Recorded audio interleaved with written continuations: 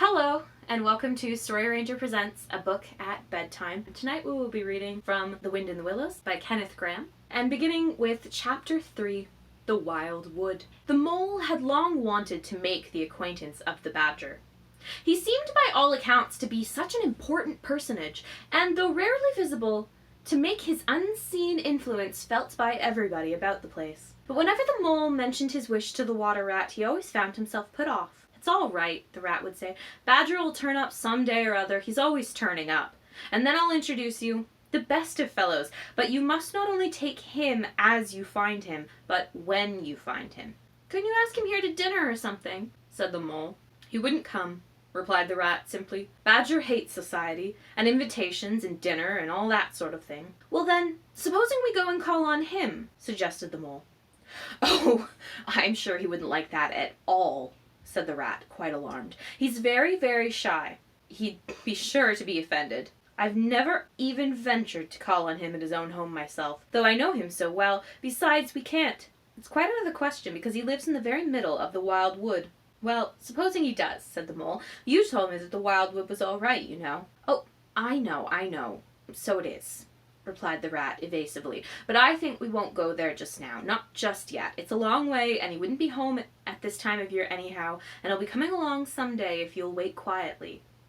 The mole had to be content with this, but the badger never came along, and every day brought its amusements, and it was not till summer was long over, and cold and frost and miry ways kept them much indoors, and the swollen river raced past outside their windows with a speed that mocked at boating of any sort or kind, that he found his thoughts dwelling again with much persistence on the solitary grey badger, who lived his own life by himself in his hole in the middle of the wild wood. In the winter time, the rat slept a great deal, retiring early and rising late.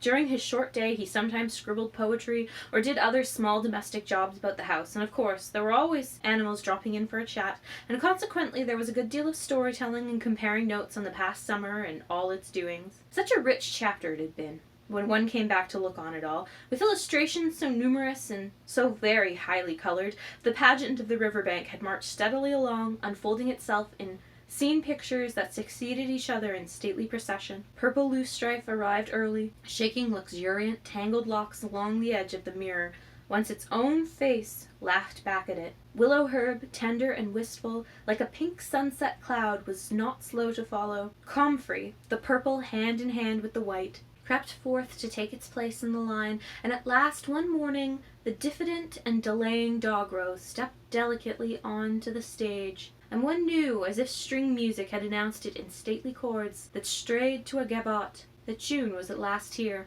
One member of the company was still awaited, the shepherd boy for the nymphs to woo, the knight for whom the ladies waited at the window, the prince that was to kiss the sleeping summer back to life and love. But when the meadow-sweet, debonair and odorous and amber jerkin, moved graciously to his place in the group, then the play was ready to begin. And what a play it had been! Drowsy animals, snug in their holes while wind and rain were battering at their doors, recalled still keening mornings an hour before sunrise, when the white mist, as yet undispersed, clung closely along the surface of the water. Then the shock of the early plunge, the scamper along the bank, and the radiant transformation of earth, air, and water, when suddenly the sun was with them again, and grey was gold, and colour was born, and sprang out of the earth once more. They recalled the languorous siesta of a hot midday, deep in green undergrowth, the sun striking through in tiny golden shafts and spots, the boating and the bathing of the afternoon, the rambles along dusty lanes and through yellow cornfields, and the long, cool evening at last, when so many threads were gathered up, so many friendships rounded, and so many adventures planned for the morrow. There was plenty to talk about on those short winter days, when the animals found themselves round the fire. Still, the mole had a good deal of spare time on his hands, and so one afternoon, when the rat in his armchair before the blaze was alternately dozing and trying over rhymes that wouldn't fit, he formed the resolution to go out by himself and explore the wild wood, and perhaps strike up an acquaintance with Mr. Badger. It was a cold, still afternoon, with a hard, steely sky overhead, when he slipped out of the warm parlour into the open air. The country lay bare and entirely leafless around him, and he thought that he had never seen so far and so intimately into the insides of things as on that winter day when nature was so deep in her annual slumber, and seemed to have kicked the clothes off. Copses, dells, quarries, and all hidden places, which had been mysterious mines for exploration in the leafy summer, now exposed themselves and their secrets pathetically, and seemed to ask him to overlook their shabby poverty for a while, till they could riot in rich masquerade as before, and trick and entice him with the old deceptions. It was pitiful in a way, and yet cheering, even exhilarating. He was glad that he liked the country undecorated, hard and stripped of its finery. He had got down to the bare bones of it, and they were fine and strong and simple.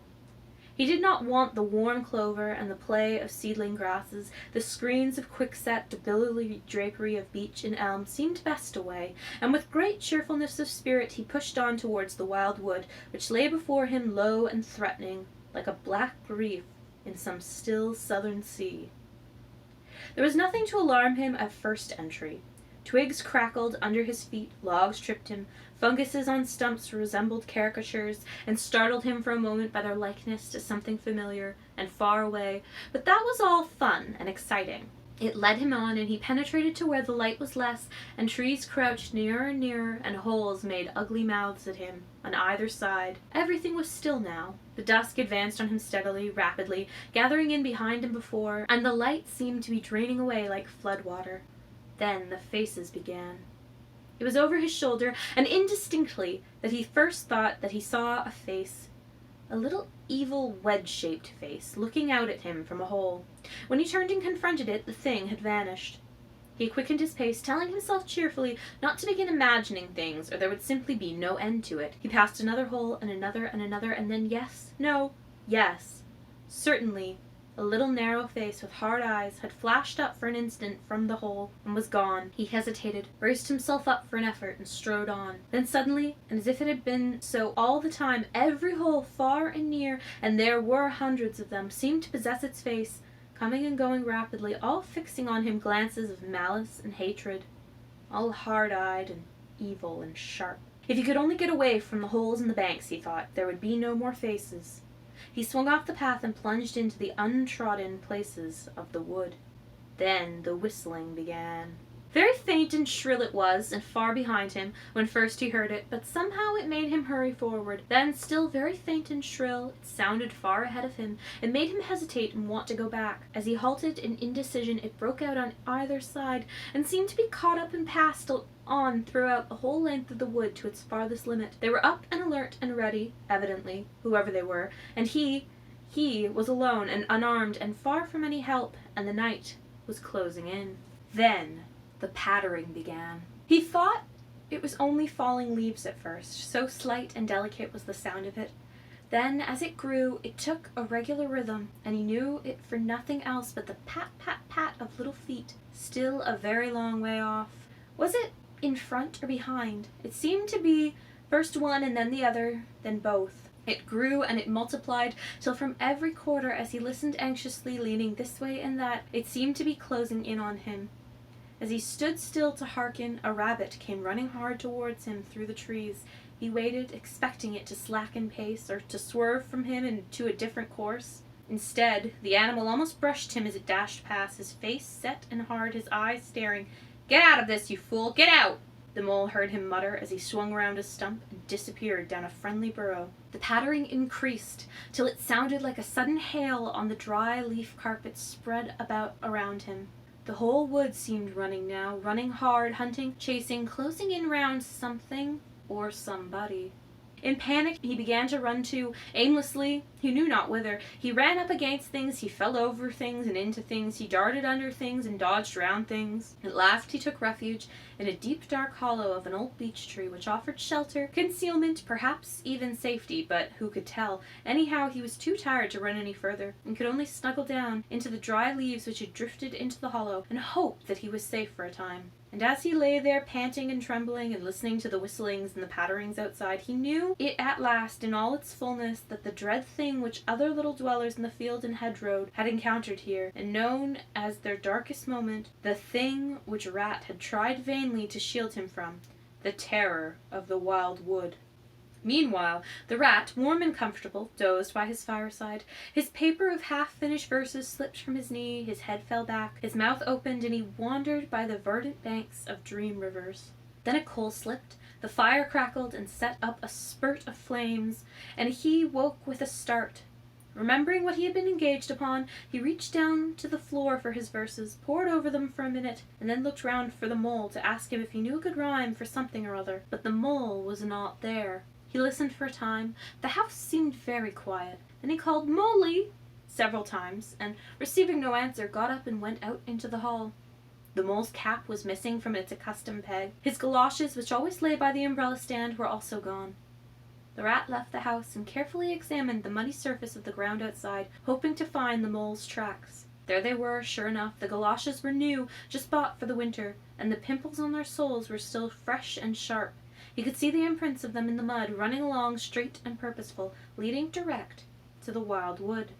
The rat looked very grave, and stood in a deep thought for a minute or two. Then he re-entered the house, strapped a belt round his waist, shoved a brace of pistols into it, took up a stout cudgel that stood in the corner of the hall, and set off for the wild wood at a smart pace. It was already getting towards dusk when he reached the first fringe of the trees, and plunged without hesitation into the wood, looking anxiously on either side for any sign of his friend.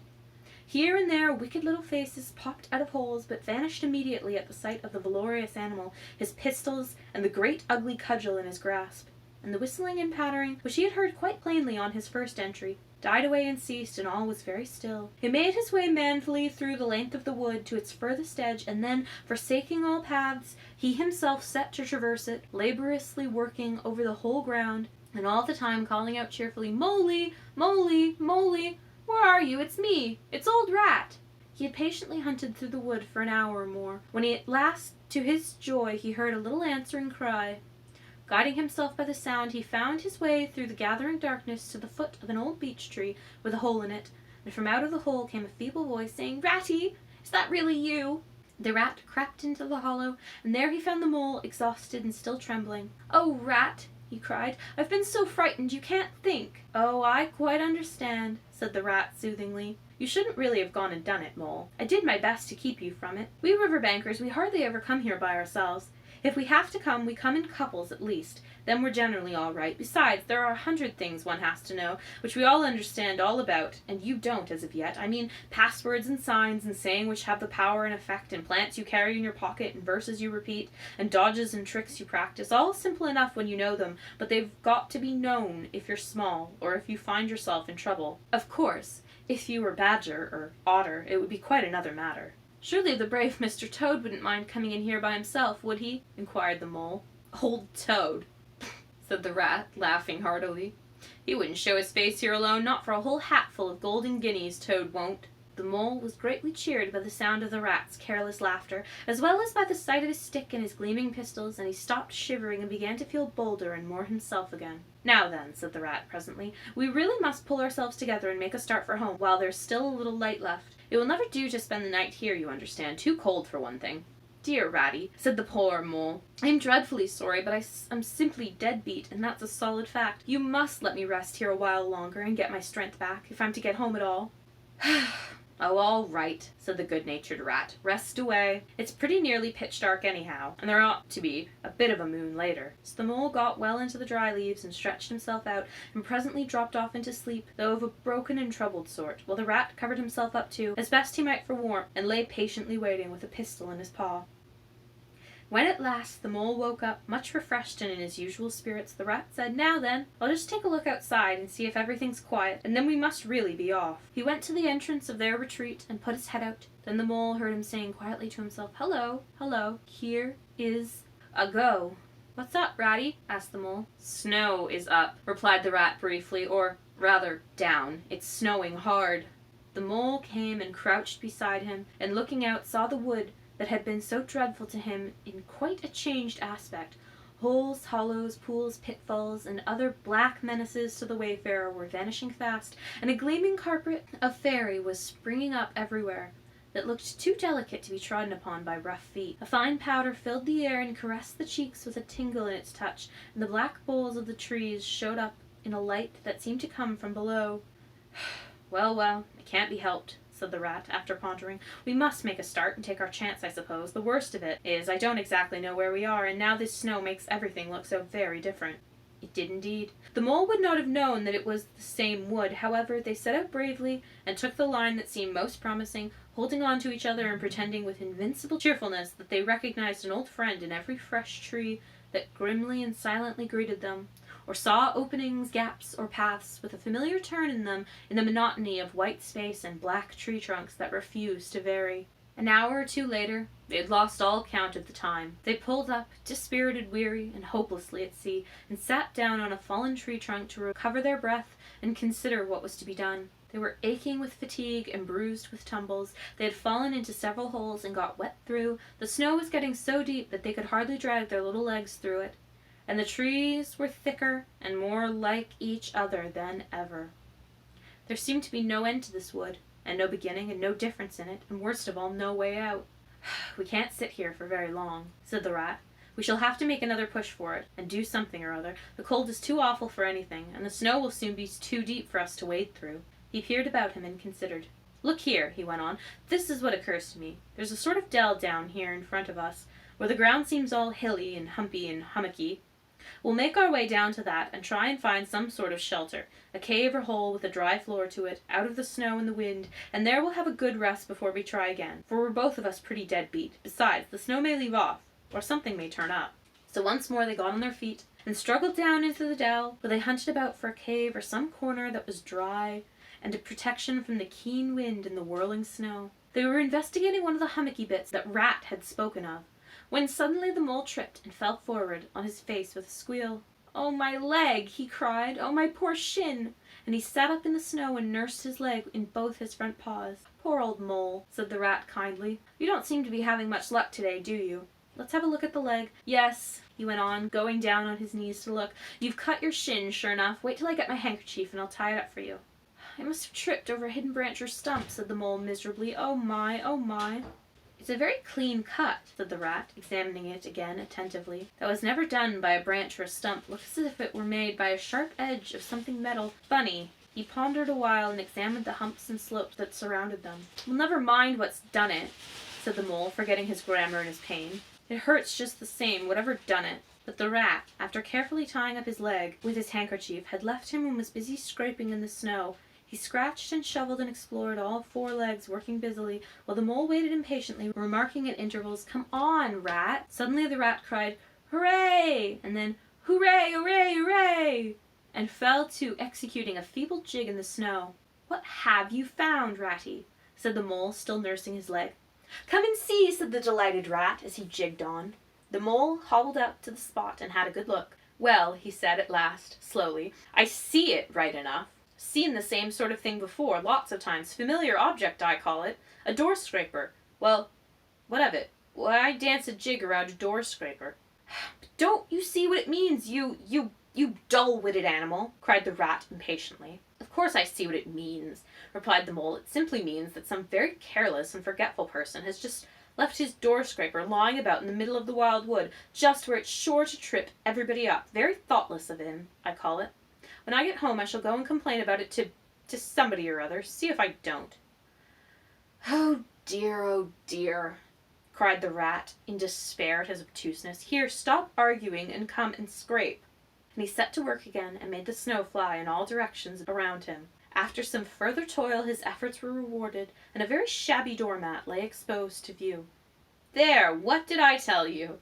exclaimed the rat in great triumph. "Absolutely nothing whatever," replied the mole, with perfect truthfulness. "Well now," he went on, "you seem to have found another piece of domestic litter, done for and thrown away, and I suppose you're perfectly happy. Better go ahead and dance your jig round that if you've got to, and get it over, and then perhaps we can go on and not waste any more time over rubbish heaps. Can we eat a doormat, or sleep under a doormat, or sit on a doormat and sledge home over the snow on it, you exasperating rodent?" "Do you mean to say," cried the excited rat, "that this doormat doesn't tell you anything?" "Really, rat," said the mole quite pettishly, "I think that we've had enough of this folly. Who ever heard of a doormat telling anyone anything? They simply don't do it. They are not that sort at all. Doormats know their place." "Now look here, you thick-headed beast," replied the rat, really angry. "This must stop. Not another word, but scrape, scrape, and scratch, and dig, and hunt round, especially on this side of the hummocks, if you want to sleep dry and warm tonight, for it's our last chance." The rat attacked the snowbank beside them with ardor, probing with his cudgel everywhere, and then digging with fury, and the mole scraped busily too, more to oblige the rat than for any other reason, for his opinion was that his friend was getting light-headed. Some 10 minutes' hard work, and the point of the rat's cudgel struck something that sounded hollow. He worked till he could get a paw through and feel, and then he called the mole to come and help him. Hard at it went the two animals, till at last the results of their labors stood in full view of the astonished and hitherto incredulous mole. In the side of what had seemed to be a snowbank stood a solid-looking little door, painted a dark green. An iron bell-pull hung by the side, and below it, on a small brass plate, neatly engraved in square capital letters, they could read by the aid of the moonlight, "Mr. Badger." The mole fell backwards on the snow from sheer surprise and delight. "Rat!" he cried in penitence. "You're a wonder, a real wonder, that's what you are. I see it all now. You argued it out step by step in that wise head of yours from the very moment that I fell and cut my shin, and you looked at the cut, and at once your majestic mind said to itself, 'Door scraper!' And then you turned to and found the very door scraper that had done it. Did you stop there? No. Some people would have been quite satisfied, but not you. Your intellect went on working. 'Let me only just find a doormat,' says you to yourself, and my theory is proved. And of course you found your doormat. You're so clever, I believe you could find anything you liked. Now, says you, that door exists, as plain as if I saw it. There's nothing else remains to be done but to find it. Well, I've read about that sort of thing in books, but I've never come across it before in real life. You ought to go where you'll be properly appreciated. You're simply wasted here among us fellows. If only I had your head, Ratty." "But as you haven't," interrupted the rat, rather unkindly, "I suppose you're going to sit on the snow all night and talk. Get up at once and hang on to that bell-pull you see there, and ring hard as you can, while I hammer." While the rat attacked the door with his stick, the mole sprang up at the bell-pull, clutched it, and swung there, both feet well off the ground, and from quite a long way off they could faintly hear a deep-toned bell respond. Chapter 4. Mr. Badger. They waited patiently for what seemed a very long time, stamping in the snow to keep their feet warm. At last they heard the sound of slow, shuffling footsteps approaching the door from the inside. It seemed, as the mole remarked to the rat, like someone walking in carpet slippers that were too large for him, and down at heel, which was intelligent of Mole, because that was exactly what it was. There was the noise of a bolt shot back, and the door opened a few inches, enough to show a long snout and a pair of sleepy, blinking eyes. "Now, the very next time this happens," said a gruff and suspicious voice, "I shall be exceedingly angry. Who is it this time, disturbing people on such a night? Speak up." "Oh, Badger," cried the rat, "let us in, please. It's me, Rat, and my friend Mole, and we've lost our way in the snow." "What, Ratty, my dear little man!" exclaimed the Badger in quite a different voice. "Come along in, both of you at once. Why, you must be perished. Well, I never, lost in the snow, and in the wild wood too, and at this time of night. But come in with you." The two animals tumbled over each other in their eagerness to get inside, and heard the door shut behind them with great joy and relief. The Badger, who wore a long dressing gown and whose slippers were indeed very down at the heel, carried a flat candlestick in his paw, and had probably been on his way to bed when their summons sounded. He looked kindly down on them and patted both their heads. "This is not the sort of night for small animals to be out," he said paternally. "I'm afraid you've been up to some of your pranks again, Ratty, but come along, come into the kitchen. There's a first-rate fire there, and supper and everything." He shuffled on in front of them, carrying the light, and they followed him, nudging each other in an anticipating sort of way, down a long, gloomy, and, to tell the truth, decidedly shabby passage, into a sort of central hall, out of which they could dimly see other long, tunnel-like passages branching, passages mysterious and without apparent end. But there were doors in the hall as well, stout, oaken, comfortable-looking doors. One of these the Badger flung open, and at once they found themselves in all the glow and warmth of a large, fire-lit kitchen. The floor was well-worn red brick, and on the wide hearth burnt a fire of logs between two attractive chimney corners tucked away in the wall, well out of suspicion of any draught. A couple of high-backed settles facing each other on either side of the fire gave further seating accommodations for the socially disposed. In the middle of the room stood a long table of plain boards placed on trestles with benches down each side. At one end of it, where an armchair stood pushed back, were spread the remains of the badger's plain but ample supper.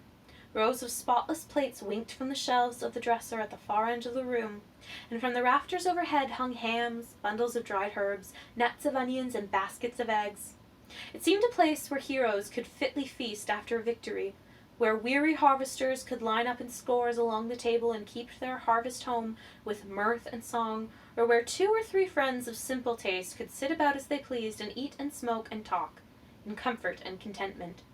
The ruddy brick floor smiled up at the smoky ceiling, the oaken settles, shiny with long wear, exchanged cheerful glances at each other. Plates on the dresser grinned at pots on the shelf, and the merry firelight flickered and played over everything without distinction.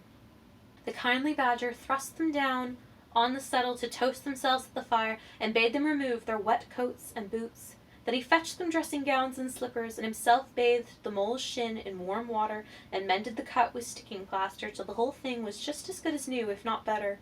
In the embracing light and warmth, warm and dry at last, with weary legs propped up in front of them, and a suggestive clink of plates being arranged on the table behind, it seemed to the storm-driven animals now in safe anchorage that the cold and trackless wild wood, just left outside, was miles and miles away, and all that they had suffered in it was a half-forgotten dream. When at last they were thoroughly toasted, the badger summoned them to the table, where he had been busy laying a repast. They had felt pretty hungry before, but when they actually saw at last the supper that was spread for them, it seemed really only a question of what they should attack first, where all was so attractive, and whether the other things would obligingly wait for them till they had time to give them their attention. Conversation was impossible for a long time, and when it was slowly resumed, it was that regrettable sort of conversation that results from talking with your mouth full. The badger did not mind that sort of thing at all, nor did he take any notice of elbows on the table or everybody speaking at once. As he did not go into society himself, he had got an idea that these things belonged to the things that didn't really matter. We know, of course, that he was wrong and took too narrow a view, because they do matter very much, though it would take too long to explain why. He sat in his armchair at the head of the table and nodded gravely at intervals as the animals told their story, and he did not seem surprised or shocked at anything, and he never said, "I told you so," or "just what I always said," or remarked that they ought to have done so-and-so, or ought not to have done something else. The mole began to feel very friendly towards him. When supper was really finished at last, and each animal felt that his skin was now as tight as was decently safe, and that by this time he didn't care a hang for anybody or anything, they gathered round the glowing embers of the great wood fire, and thought how jolly it was to be sitting up so late, and so independent, and so full. And after they had chatted for a time about things in general, the badger said heartily, "Now then, tell us the news from your part of the world. How is old Toad going on?" "Oh, from bad to worse," said the rat gravely, while the mole, cocked up on the settee and basking in the firelight, his heels higher than his head, tried to look properly mournful. "Another smash-up only last week, and a bad one. You see, he will insist on driving himself, and he's hopelessly incapable. If he'd only employ a decent, steady, well-trained animal, pay him good wages, and leave everything to him, he'd get on all right. But no, he's convinced that he's a heaven-born driver, and nobody can teach him anything, and all the rest follows." "How many has he had?" inquired the badger, gloomily.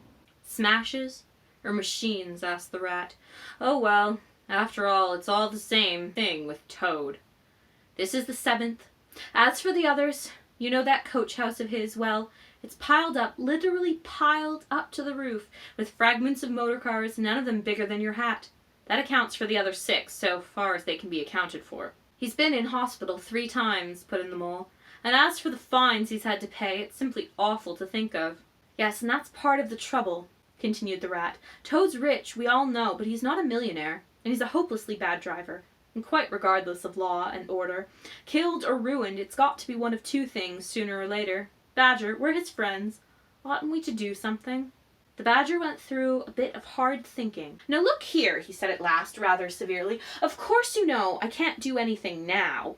His 2 friends assented, quite understanding his point. No animal, according to the rules of animal etiquette, is ever expected to do anything strenuous or heroic or even moderately active during the off-season of winter. All are sleepy, and some are actually asleep. All are weather-bound, more or less, and all are resting from arduous days and nights, during which every muscle in them has been severely tested and every energy kept at full stretch. Very well, then, continued the Badger, but when once the year has really turned and the nights are shorter, and halfway through them one rouses and feels fidgety and wants to be up and doing by sunrise, if not before, you know. Both animals nodded gravely. They knew. Well, then, went on the Badger, we, that is you and me, and our friend the Mole here, we'll take Toad seriously in hand. We'll stand no nonsense whatsoever. We'll bring him back to reason, by force if need be.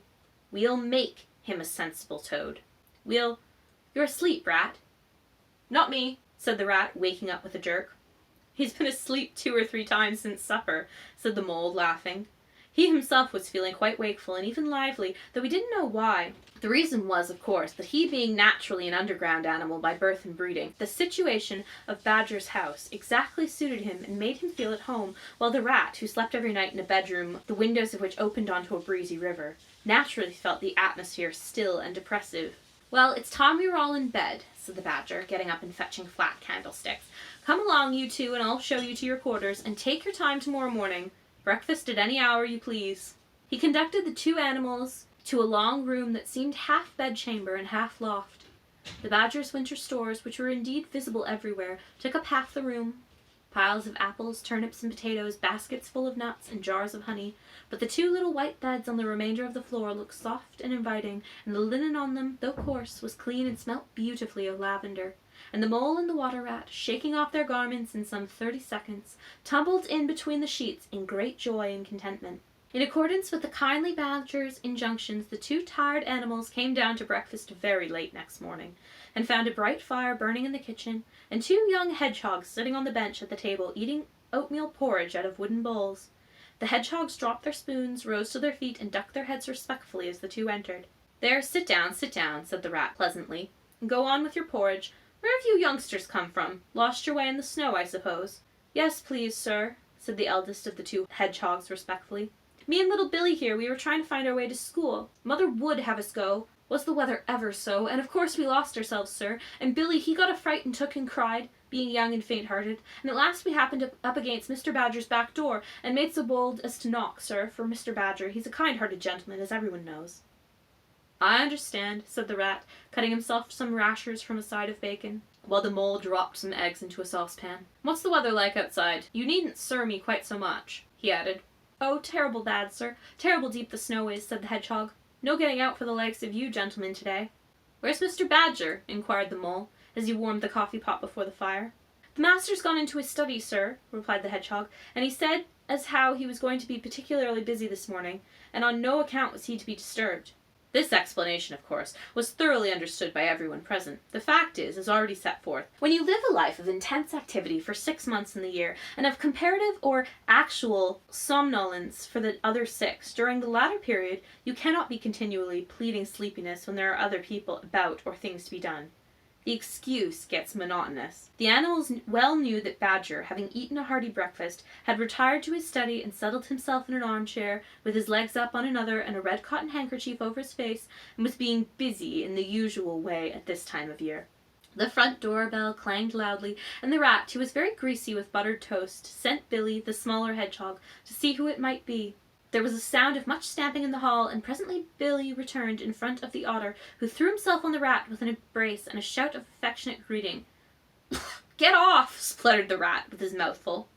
"Thought I should find you here all right," said the Otter cheerfully. "They were all in a great state of alarm along the river bank when I arrived this morning. Rat had never been home all night, nor Mole either. Something dreadful must have happened, they said. And the snow had covered up all your tracks, of course. But I knew that when people were in any fix, they mostly went to Badger, or else Badger got to know of it somehow. So I came straight off here through the wild wood and the snow.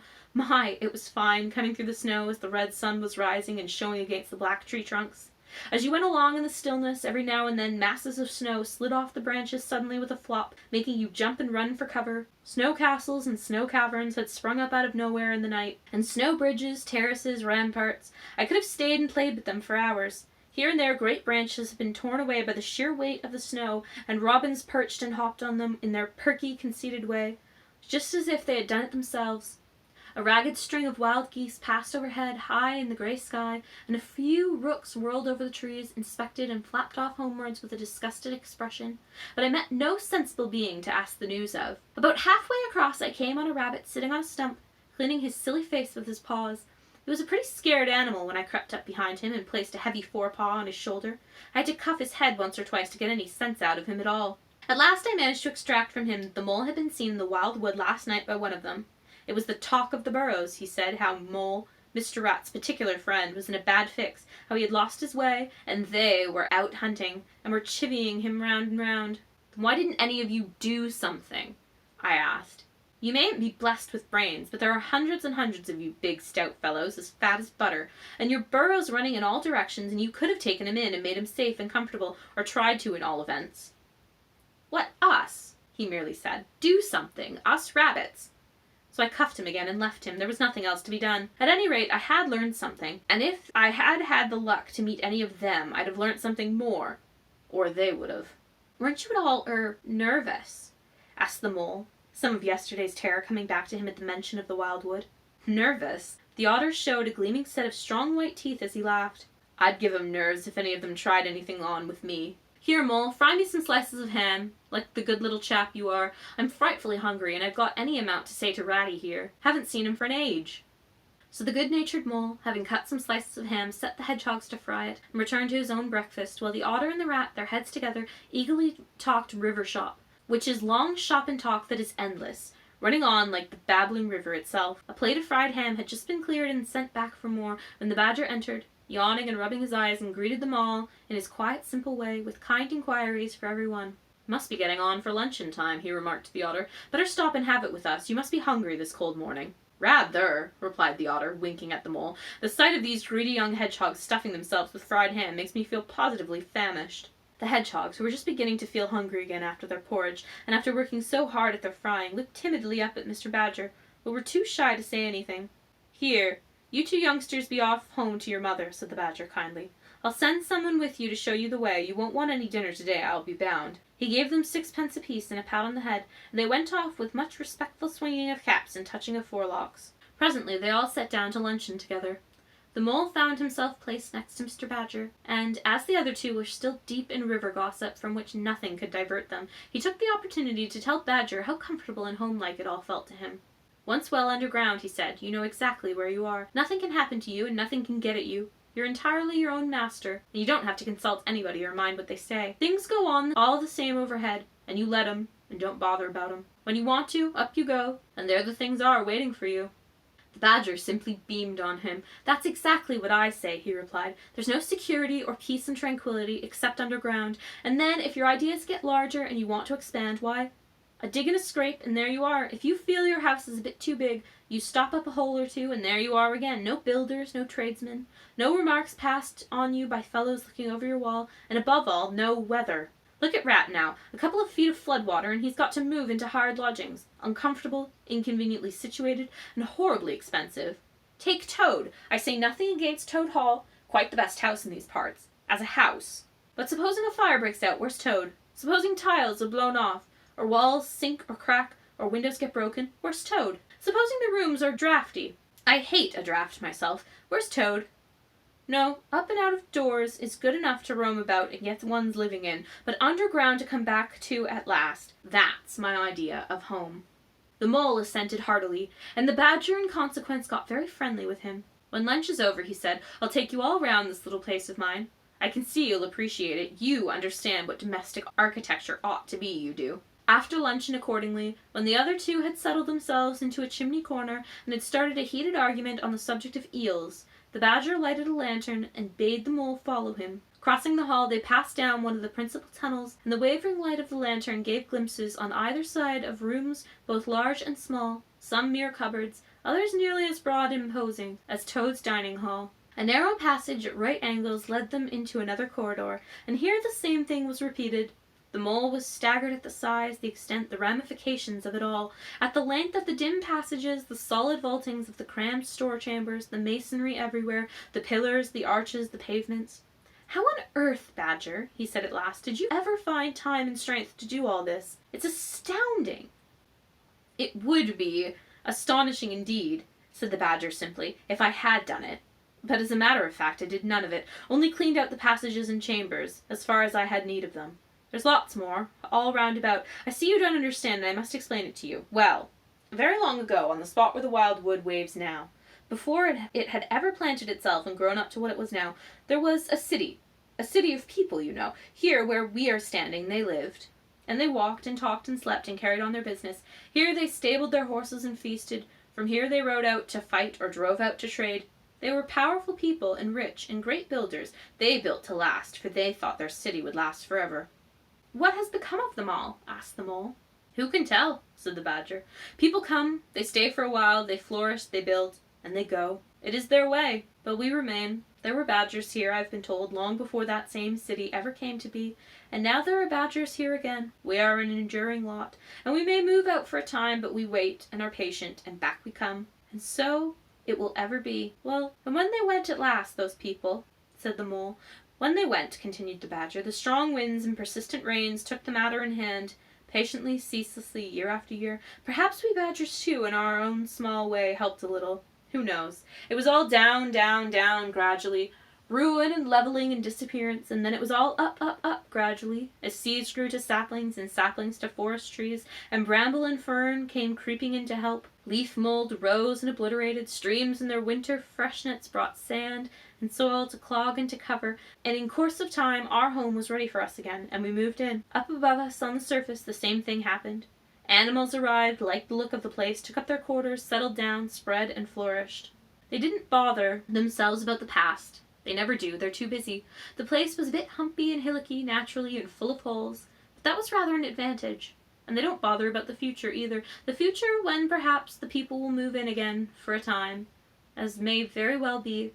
The wild wood is pretty well populated by now, with all the usual lot, good, bad, and indifferent. I name no names. It takes all sorts to make a world, but I fancy you know something about them yourself by this time." "I do indeed," said the Mole with a slight shiver. "Well, well," said the Badger, patting him on the shoulder. "It was your first experience of them, you see. They're not so bad, really, and we must all live and let live, but I'll pass the word around tomorrow, and I think you'll have no further trouble. Any friend of mine walks where he likes in this country, or I'll know the reason why." When they got back to the kitchen again, they found the Rat walking up and down, very restless. The underground atmosphere was oppressing him and getting on his nerves, and he seemed really to be afraid that the river would run away if he wasn't there to look after it. So he had his overcoat on and his pistols thrust into his belt again. "Come along, Mole," he said anxiously, as soon as he caught sight of them. "We must get off while it's daylight. Don't want to spend another night in the wild wood again." "It'll be all right, my fine fellow," said the Otter. "I'm coming along with you, and I know every path blindfolded. And if there's a head that needs to be punched, you can confidently rely upon me to punch it." "You really needn't fret, Ratty," added the Badger placidly. "My passages run further than you think, and I've bolt holes to the edges of the woods in several directions, though I don't care for everybody to know about them. When you really have to go, you shall leave by one of my shortcuts.